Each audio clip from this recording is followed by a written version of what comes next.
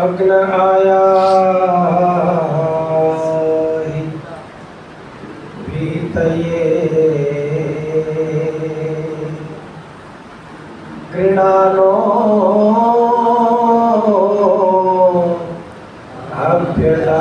अभ्यदातये निहोता सत्सिवर्षि।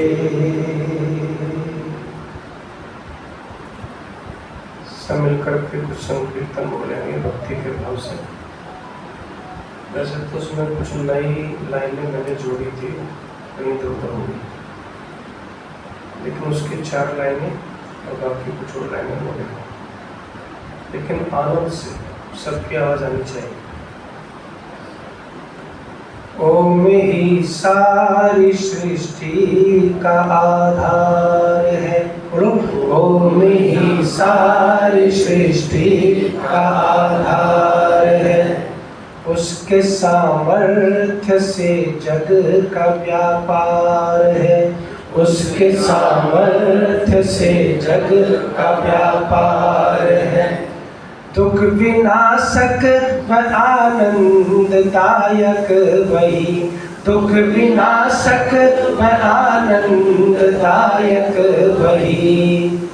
जग के कण कण में उसका ही संचार है, जग के कण कण में उसका ही संचार है। मेरी जिंदगी की नौका की पतवार है, बोलिए मेरी जिंदगी की नौका की पतवार है। हे प्रभु बस तू ही अब मेरा प्यार है, हे प्रभु बस तू ही अब मेरा प्यार है। तू है सच्चा सखा सच्चा साथी मेरा, तू है सच्चा सखा सच्चा साथी मेरा। जेंद्र की जिंदगी तेरा उपहार है, जेंद्र की जिंदगी तेरा उपहार है। ओम शांति शांति शांति।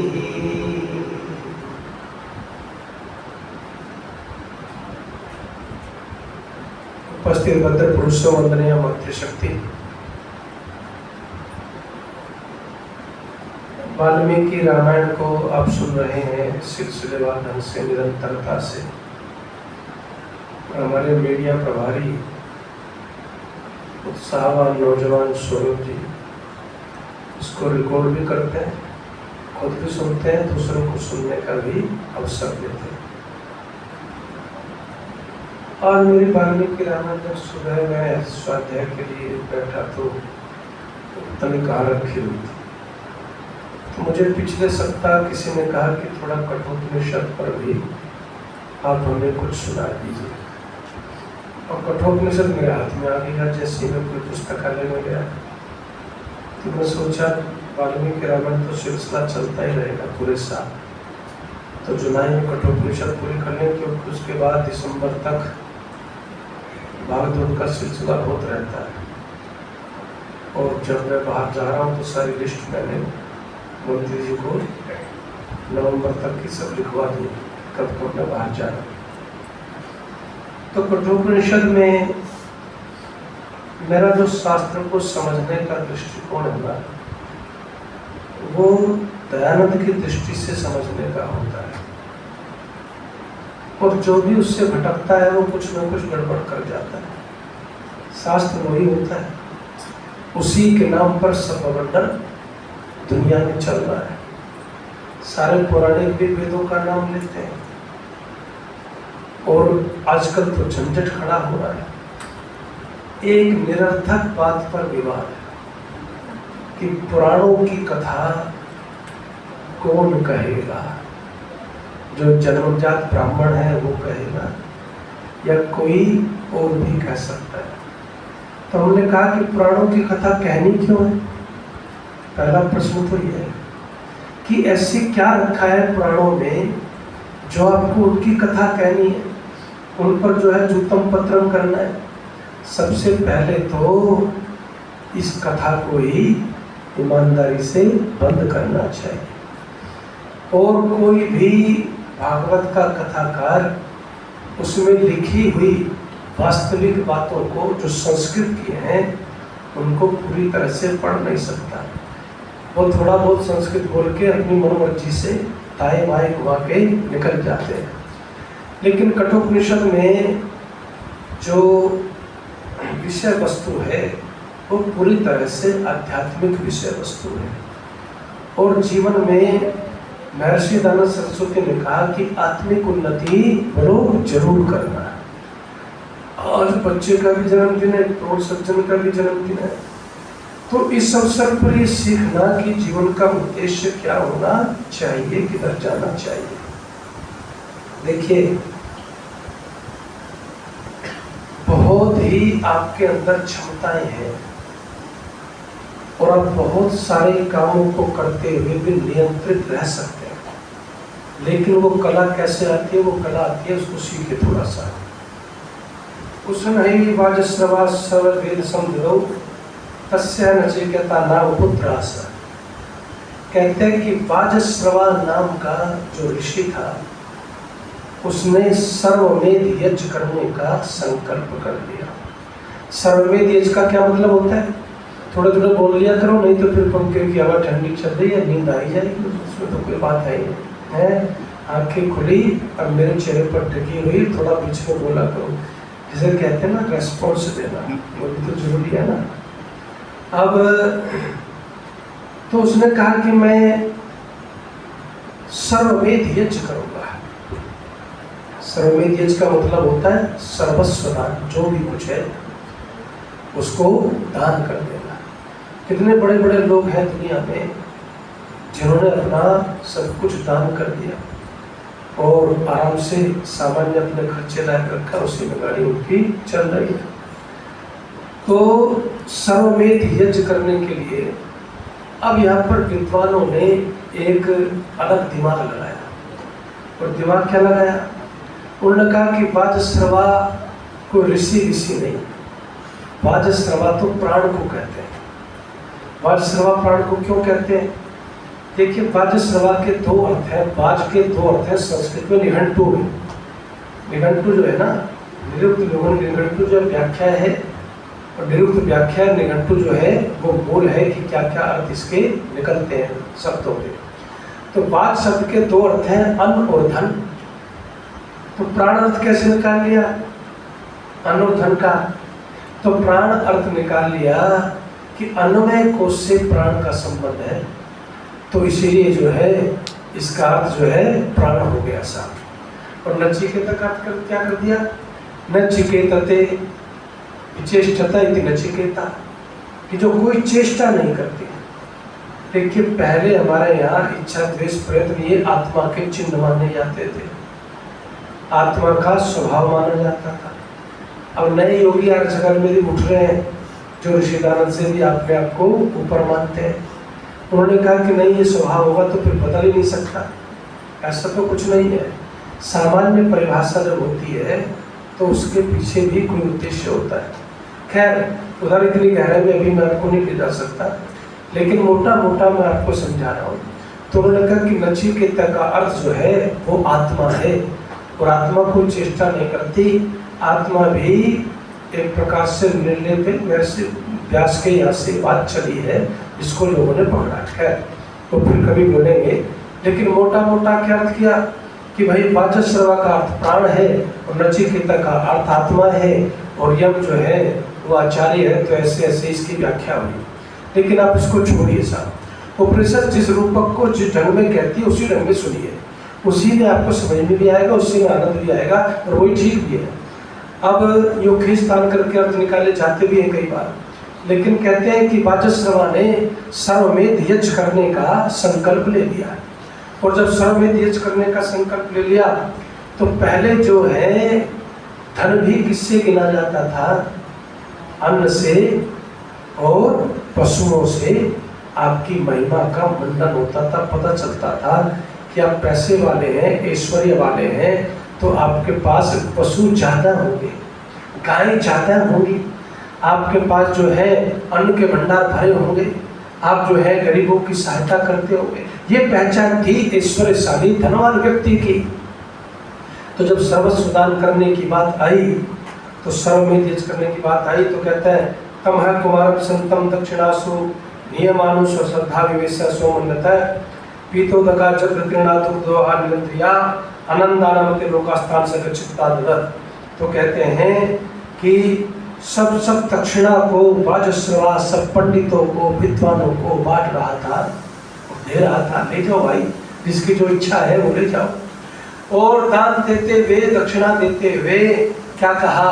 पीतोदका, ऐसी गाय भी दान में दे दी जिनका जो है ना जो है जिनसे खड़े होकर ढंग से पानी भी नहीं पिया जाता। और कहते हैं जग तृणा, जिनको घास खाने में भी तकलीफ है, पेट में भी अपच है, घास खाए तो वो भी नहीं पचता, और जो लगभग खा चुकी अपने हिस्से का समझो आधी अधमरी सी है, और दुग्ध दोहा, और जिनका दूध सब दोहलिया पहले तुमने पूरी जवानी दूध जो है पी ली है उनकी, अब जो है। और कहते निरंद्रिया, निरंद्रिय का मतलब होता है कि चलो एक ऐसी गाय है, आप बछिया दे रहे हैं तो वो आगे चल के बच्चा देगी, फिर गाय बनेगी, फिर ऐसा होगा, फिर वैसा होगा, तो फिर जाकर के जो है वो बात बनती है कि चलो भाई बछिया दी है तो आगे बढ़ेगी। लेकिन यह जो गाय दी जा रही इनमें आगे भी बच्चा देने की, दूध देने की, उनको स्वस्थ होने की कोई संभावना बड़ो नजर नहीं आती। और क्या कर दिया? कहते हैं कि वो सब दान देने में नचिकेता के पूज्य पिताजी लगे हुए, नचिकेता जी इस दृश्य को देख रहे हैं और वो क्या सोच रहे हैं? वो कहते हैं अनंदा नाम के लोका है पूज्य पिताश्री, आप जो ये दान दे रहे हैं ना, इस दान को देने वाला व्यक्ति दुख से भरे हुए लोगों में जो है रहता है, चला जाता है। अलंकारिक ढंग से समझिएगा। तान सगच्छति ताददत, उनको देते हुए जो जहाँ पर आनंद नहीं है, जहाँ पर सुख नहीं है, ऐसे लोगों को व्यक्ति जो है वो चला जाता है। तो आप तो जो है ये दान दे रहे हैं कि क्या कर रहे हैं? तभी क्या कहते हैं कि दान देने के लिए एक तो आपको सुपात्र चाहिए, और आप जो चीज़ दे रहे हैं वो भी तो बोलो ठीक होनी चाहिए। पात्र के लिए वो उपयोगी हो, वो दान क्या है? उपयोगी हो, उसी को दिया जाना चाहिए। यहाँ बहुत सारे दानी आते हैं। एक दानी आया और अपने घर से सोफे भर लाया, और सोफे अपने बरामदे में रख दिए। बरामदे में रख दिए तो सोफे ने, हम बैठे सोफे में लाल हो जाए। हमने कहा भाई सोफे क्या है, क्या गुस्सा हुआ है इनमें? पता चला सोफे का उसका एक हिस्सा ऊपर छात्रावास में चला गया। सोफे जितने भी थे उसको मैंने कहा इसको तोड़ो आज। तोड़ा तो उसमें इतने खट बने और वो पूरे घुरघुर में फैल गए। साहब मुझे लकड़ी के तख्त खत्म करवा के लोहे के तख्त बनवाने पड़े, ये हालत हो गई। तो दान तो वो भी दे गया, अपनी तरफ से सोचा, लेकिन ऐसा कूड़ा देने से कोई दानी बोलो नहीं होता। रोज आएंगे जी ये पुराने कपड़े लाए हैं। पुराने कहा लाए भाई? तेरा मन है तेरी जोड़ी ब्रह्मचारियों की ड्रेस नहीं सिलवा दे, पुराने किस लिए लेकर आए? ये कबाड़ लेने के लिए नहीं बैठे हैं क्या? हैं या जब संस्थाएं को चला रहे उनके पास चला जा। तो ऐसा दान नहीं जो किसी के उपयोग का न हो। तो ऐसा दान देने वाले को क्या मिलता है? दान का सुफल नहीं मिलता, बल्कि उल्टा ही सुख की बजाय दुख में जाने लगता है। और इसलिए ये कहा कि आप जो गाय दे रहे हैं पिताश्री, ये गाय न देते तो ज़्यादा अच्छा था। एक तो गरीब ब्राह्मण, क्या बोलो, गरीब ब्राह्मण, उस पर वैसी चारा चूरा खिलाने की जो है वैसी जो है वो नहीं है, व्यवस्था नहीं है। और चलो कुछ थोड़ा उत्साह में गाय भैंस जुटाएगा कि चलो दूध मिलेगा, कुछ करेगा, तो वो भी आपने करने नहीं दिया। देखिए ऋषि दयानंद ने गौ करुणा निधि लिखी, गौ करुणा निधि लिखी। हम तो लगभग 50 गायों का पालन कर रहे थे, 50 में से 31 रह गई, 31 पहुँच गई सरकारी गौशाला में, लेकिन चली जाती नहीं है, गाय तो है। तो गौशाला जो है हम गौ माता की जय बोलते हैं, लेकिन गौ माता की जय के लिए सदा तत्पर रहना चाहिए। कभी पहली रोटी गाय के लिए निकालता था इस देश में आदमी, आज हम गौ माता को भूलते ही जा रहे हैं जी, हैं। बहुत सारे लोग इसको शुरू भी कर रहे हैं। और गाय को अगर रोटी मिल जाए ना, 5-7 रोटी अगर पानी में भिगो के आप दे दो तो किसी और पदार्थ की ज़्यादा जरूरत नहीं रहती, सेंधा नमक डाल के, उससे प्रभु दूध भी देती है, बीमार नहीं होती, स्वस्थ रहती है। तो प्रैक्टिकली सब चीज़ें जब व्यक्ति करता है तब जाके समझ में आती है।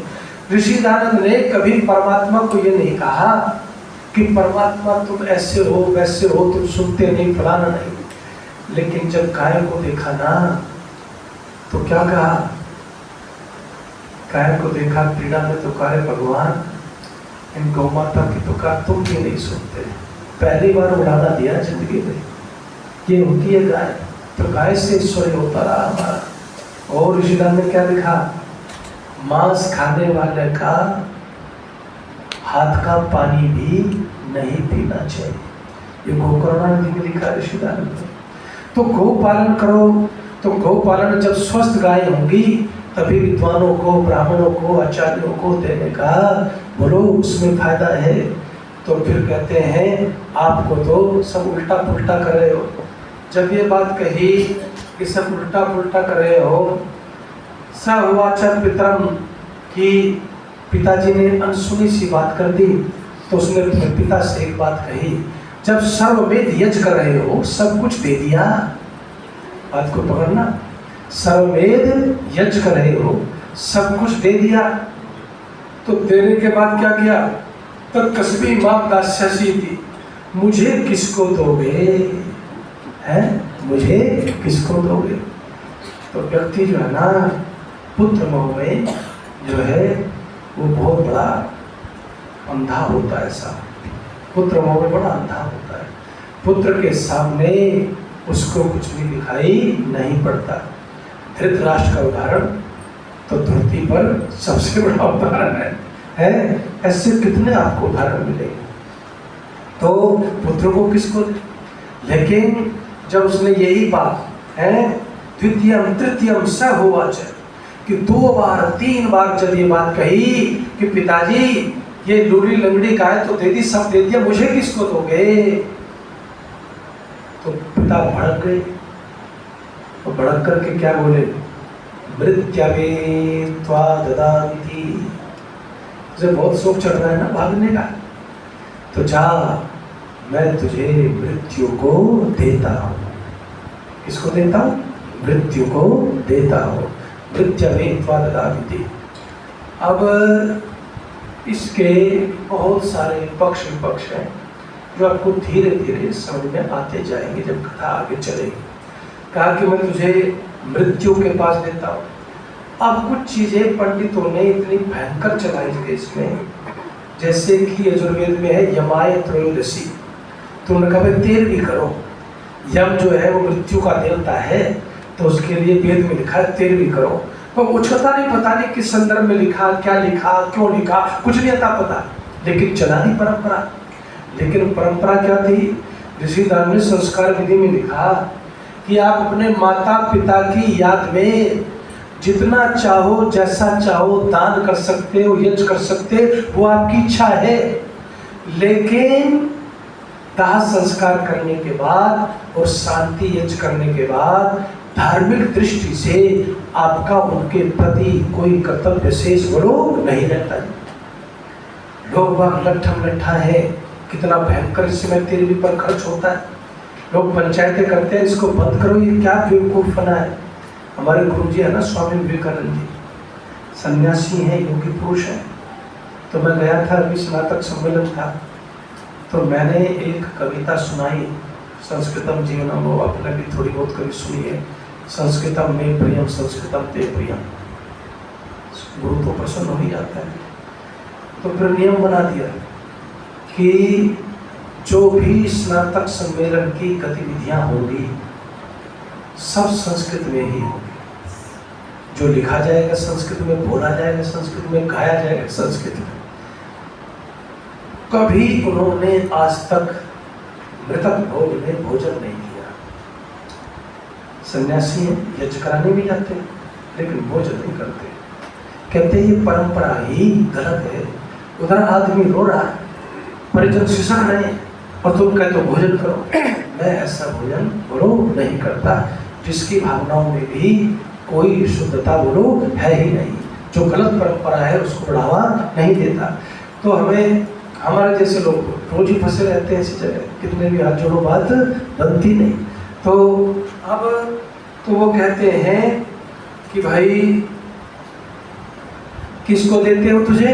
मृत्यु को देता हूँ। मृत्यु को देते हैं। तो जब वो चल रहा है और आचार्य यम के पास जाता है, किसके पास जाता है? आचार्य यम के पास जाता है। यहाँ से भी शायद ये कोई परंपरा चली होगी कि यमाचार्य जो है मृत्यु का ही देवता है। लेकिन आपको मैं एक तार्किक बात समझाता हूँ। जीवन मृत्यु नदी के दो किनारे हैं। कई लोग बेवकूफ ये कहते हैं कई बार कि मृत्यु की चर्चा नेगेटिव चर्चा है। क्या चर्चा है बोलो? नेगेटिव चर्चा है जी, मृत्यु की बात तो होनी नहीं चाहिए। मैंने कहा एक बात बता, तूने आज तक कोई एक किनारे वाली नदी देखी है क्या? है कोई एक किनारे वाली नदी? दो किनारे वाली है। जन्म और मृत्यु, जिंदगी की जो धारा बहती है ना, इसके दो किनारे हैं। जन्म भी है और मृत्यु भी है। और दोनों को जानना, दोनों को समझना बेहद आवश्यक है। ये कोई नकारात्मक चर्चा नहीं है, बल्कि यह क्या है? ज्ञानात्मक चर्चा है, जिसको निरंतर जानना, सुनना और समझना ही होगा। यदि आपने मृत्यु के रहस्य को नहीं जाना तो फिर जीवन भी बोलो पूरी तरह से आपका अपूर्ण और अधूरा है साहब। इसलिए मृत्यु को रहस्य को जानने के लिए आचार्य और आचार्य यम नियम तो आपके योग दर्शन में भी है, जो जीवन को व्यवस्थित करते हैं। तो जीवन मृत्यु के दोनों किनारों को जान करके जो जिंदगी को व्यवस्थित करने का आचार्य है, उस आचार्य का नाम यम है, या उस नियम का नाम यम है, या उस व्यवस्था का नाम यम है, या उस अनुशासन का नाम यम है। और वो यम आचार्य उसको समझाता है मृत्युविद्वा कि जा तू छोड़, तू भी निकल यहाँ से और मृत्यु को जीत करके मोक्ष विद्या की तरफ चल। ऐसे भाव से क्रोध में सही अपने से दूर करना भी, अपने से दूर करना भी संतान को बड़ा कठिन कार्य होता है। हमारा पुत्र है बड़े वाला, वो मुंबई में उसका मन ही नहीं लगता, क्योंकि बचपन से गुरुकुल में रहा है ना, तो मुंबई में मन नहीं लगता। नोटिस निकाला कि भाई ऐसे लड़के मिल जाए जो शराब न पिए, मीठ न खाए, मिलके नहीं देते जी। अकेले फ्लैट ले तो बड़ा महंगा है, तो मिलके नहीं देते। परिस्थितियाँ ऐसी होती जा रही है, जैसे तैसे ढूंढे तो लिखा भाई चलो इनके साथ अपना काम जल्दी से खत्म करो। तो जीवन में आपको जो व्यवस्था है जिंदगी की, उसको खूबसूरत बनता है तब जब जन्म और मृत्यु बोलो दोनों के रहस्य को आप जानते हैं, जीवन को भी समझते हैं, बोलो मृत्यु को भी समझते हैं, तब आत्मिक उन्नति की तरफ चलते हैं। लेकिन हमारा सारा फोकस किस पे है? फिजिकल फिटनेस पे, और ये बहुत जरूरी है, इसको मैं नकार नहीं सकता। मैं खुद इस पर लगा हुआ है। 24 घंटे में एक बार खाना खा रहा हूँ, बस खत्म कर दिया सब। बाकी सब्जी वब्जी फल से काम चला रहा हूँ। सुबह योग, शाम को खेल, ब्रह्मचर्य के साथ दोबारा शुरू कर दिया। खेल कितने दिन चलता है ये तो भाई, अब जैसे जुलाई आती है मामला बदलने लगता है, कार्यक्रमों का, व्यवस्थाओं का। ब्रह्मचारी आगे तो ऐसा लग रहा है जैसे गुरुकुल की आत्मा जो है वो वापस आ गई इस भवन की, बिल्डिंग की। तो इस समय मैं जो आपसे कहने लगा हूँ कि दोनों को समझना, तो फिर कहते हैं कि जब ये कह दिया तो अब जो है चलता जा रहा है और जाकर के उस घर के दरवाजे को खटखटाना चाहता है जिसका एड्रेस बोलो पिता ने अपने से दूर करते हुए बोलो दे दिया है, दूर करते हुए दे दिया कि भागो यहाँ से जाओ। अब जब वो जाता है तो कहता है बहुना में भी प्रथमो बहुना में भी मध्यमा, कहते हैं कि मैं बहुतों में प्रथम हूँ। देखिए महर्षि दयानंद सरस्वती से काशी शास्त्रार्थ में पूछा कि तुम सर्वज्ञ हो क्या? क्या पूछा? तुम सर्वज्ञ हो क्या? तो स्वामी दयानंद ने कहा कि कोई भी व्यक्ति सर्वज्ञ बोलो नहीं होता। मैं किसी विषय में तुमसे ज्यादा जानी हूँ और किसी विषय में तुम्हारे सामने अज्ञानी हूँ। पूर्ण जानी कोई भी पूर्ण जानी, सर्वज्ञ से मतलब आता पूर्ण जानी, सर्वथा सर्वज्ञ नहीं। तुम पूर्ण जानी हो गया कि कोई पूर्ण जानी नहीं होता, कोई किसी विषय में कोई किसी विषय में आगे पीछे होता ही है। तो नचिकेता भी कहता है कि बहुतों में प्रथम हूँ, बहुतों में मध्यम हूँ, अब जा तो रहा हूँ मैं, ये यम जो है मुझसे पता नहीं आज कौन सा कार्य जो है करवाएगा। और जाते जाते सोच रहा है क्या धान की तरह हो गया मेरा जीवन। तो धान की तरह कैसे हो गया? सस्यमी बजाए थे, धान का पौधा लगाओ, पैदा होता है, बढ़ता है, फिर सूख जाता है, फिर पैदा होता है। वह ऐसी चल रही मेरी गाड़ी भी है, पैदा होता हूँ, फिर सूख जाता हूँ, फिर पैदा होता हूँ, फिर सूख जाता हूँ। इससे क्या हासिल होगा? ये क्या कहानी है? इसको समझना है मुझे, इसको जानना है मुझे। और इन्हीं उधेड़ गुण में, इसी विचारों की श्रृंखला में जो है वो वहाँ पर बोलता है वेश्वना प्रवसति ब्राह्मणो गृहात् तस्यताम शांति प्रवन्ति हर व्यवसतोदकम आशा प्रतीक्षे संगतम सुनिता त्रेष्ठा पूर्ते पुत्रसुच सर्वान एतदुग्रे पुष्यसम कमेरसो अत्यासनम वसति ब्राह्मणो गृहे। अरे तुम्हारे दरवाजे पर अतिथि आया है। आनंद लेते चलेगा, बहुत जैसे जैसे गुजर जाएगी आपका स्नान होता जाएगा। इस समय आपको थोड़ा आने लगा आनंद है, तो उस आनंद को थोड़ा लीजिए। कहते हैं कि अतिथि आया घर पे, वो भी पढ़ा लिखा अतिथि आया है। इस देश में जो पंडित जितना अनपढ़ है ना, उसकी उतनी ही बड़ी दुकान चल रही है। ये आप देख लेना चाहिए रिसर्च करके। जो जितना अनपढ़ उतनी बड़ी दुकानें उसकी चल रही है। साहब पता नहीं क्या क्या बता दें। और कई तो हमारे गुरुकुल कांग्रेस में साथी थे, वो ज्योतिष की दुकान खोले बैठे। उन्होंने कहा क्या हुआ? इन समाजों के चक्कर में भूखा थोड़ी मरना है, ये तो कुछ लेने थे न देते, बुराई पर वो छुट जाते हैं कुछ दिन में है। इससे अच्छा जहाँ दंडवत करते हैं लोग बात आराम से रह रहे हैं, अपना संध्यावन भी कर लेते हैं और अपना जुगाड़ भी कर लिया कमाने खाने का। कहते हैं 7 दिन का जुगाड़ है हमारे पास। इस दिन तेल आएगा, इस दिन दलिया आएगा, इस दिन आटा आएगा, इस दिन मीठा आएगा, सब जुगाड़ ले रहे हैं। तो फिर अपना प्रचार करते। तो ये सब चीजें चल रही है। तो कहते हैं विद्वान व्यक्ति आया है। और जो प्रांत्य सूक्त है ना अथर्ववेद का, उसमें क्या कहा? वेद का विद्वान अगर तुम्हारे घर में आकर ठहर जाए तो तुम क्या समझना, मेरे पता नहीं कितने पुण्य हैं, कितने बोलो पुण्य हैं जो आकर के यह विद्वान मेरे घर में ठहरा हुआ है, कितने पुण्य है। तो कहता है आया हो पानी तो पिलाओ, पैर तो धुलवा दो।